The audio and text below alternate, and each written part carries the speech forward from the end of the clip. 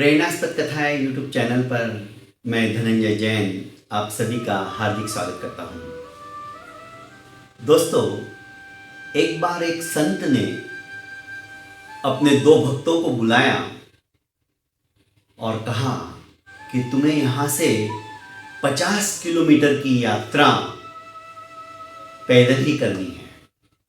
एक भक्त को उन्होंने बोरी के अंदर खाने पीने की सामग्री भर के दे दी और कहा कि रास्ते में जो भी जरूरतमंद हो उसे बांटते हुए खिलाते हुए तुम्हें यह यात्रा तय करनी है। दूसरे को खाली बोरी दी और कहा जो भी तुम्हें अच्छा मिले रास्ते में उसे इसमें लेकर आना है, भर के लाना है।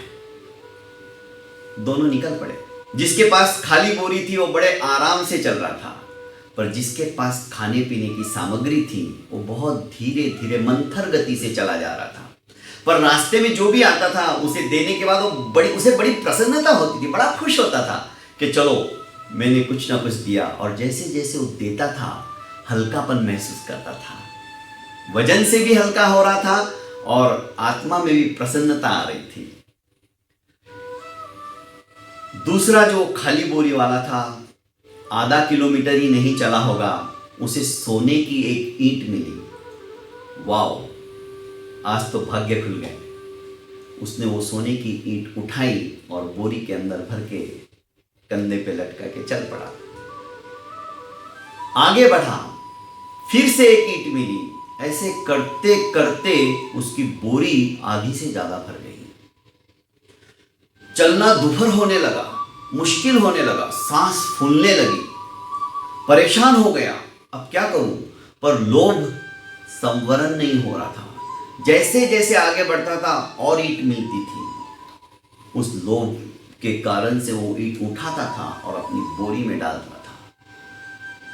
अब एक समय ऐसा आया कि उसको एक कदम चलना भी दुभर हो गया, मुश्किल हो गया। वो वहीं पे धड़ाम से बैठ गया और इस व्यक्ति की जिसके के पास खाने पीने की सामग्री थी, धीरे धीरे वो बोरी खत्म हो गई। अब इसकी बोरी खाली थी। वो बड़े आराम से अपने गंतव्य स्थल पर 50 किलोमीटर की जो दूरी थी उसने तय कर ली और पहुंच गया।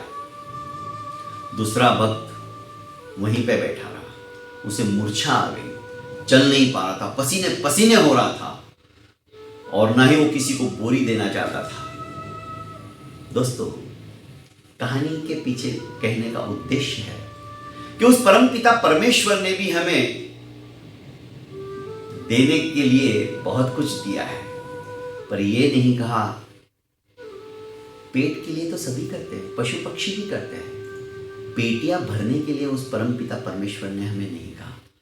हम पेट भर रहे, साथ साथ पेटियां भी भर रहे हैं, इसीलिए हम दुखी हैं। बांटना सीखो। जिस दिन हम देना चालू कर देंगे, देखो हम कैसे हल्के होते चले जाएंगे, कैसी प्रसन्नता हमारे मन मस्तिष्क के अंदर उभरती चली जाएगी। दोस्तों, 60 साल के बाद आपको और हमको कोई ये नहीं पूछेगा कि तुम्हारा बैंक बैलेंस कितना है।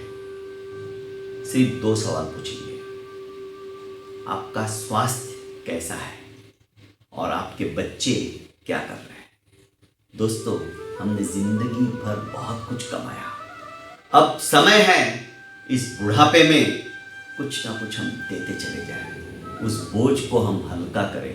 यहां की वस्तु यही रह जाने वाली है, हमारे साथ कुछ जाने वाला नहीं। ये ध्रुव सत्य हम जानते हैं, समझते हैं, पर मानते नहीं, आचरण में नहीं लाते, प्रैक्टिकल रूप में हम नहीं लाते। लास्ट मोमेंट तक हमारा मन यही रहता है कि हम सब कुछ जैसे साथ ही ले जाने वाले हैं। पर दोस्तों, अंत जाएंगे नगन की नगन। खाली हाथ आए थे, खाली हाथ चले जाएंगे। बहुत बहुत धन्यवाद दोस्तों।